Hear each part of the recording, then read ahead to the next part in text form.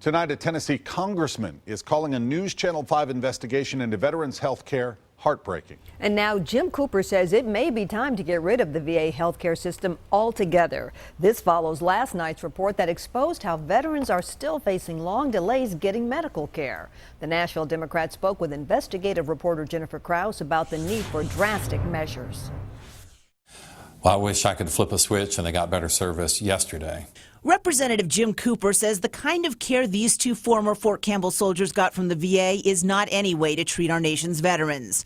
And their stories are now prompting the Nashville Democrat to call for major change. There got to be ways to solve these problems. As News Channel 5 Investigates first revealed, Melvin Oliver, who joined the Army shortly after the Vietnam War, was repeatedly misdiagnosed by VA doctors.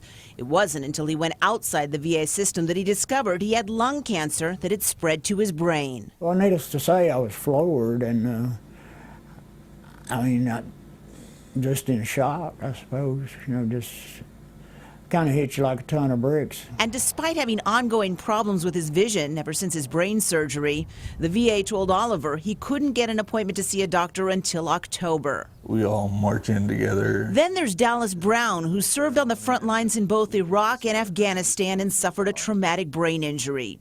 He told News Channel 5 Investigates that after a medical discharge last year, the VA made him wait 5 months to see a doctor after he essentially stopped urinating. By the time we finally got into them, they tell me, oh, well, your left kidney's dead. We're not going to worry about it, and just come back in 6 months and we'll see how you're doing. In March of this year, his doctor finally agreed Brown needed a bladder scan, ASAP. But the VA told him he had to wait until December to have it done. Honestly, I think I'm afraid.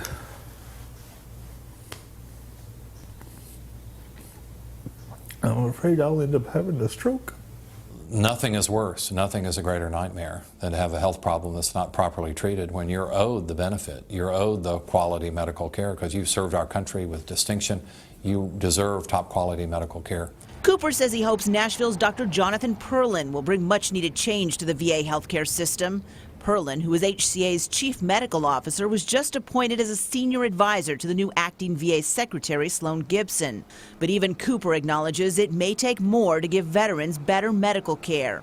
And when asked what he would do to make sure vets are taken care of, Cooper suggested essentially dismantling the VA healthcare system and sending vets to private doctors. The fastest comprehensive solution would be to give every veteran a voucher so they go anywhere they want to go.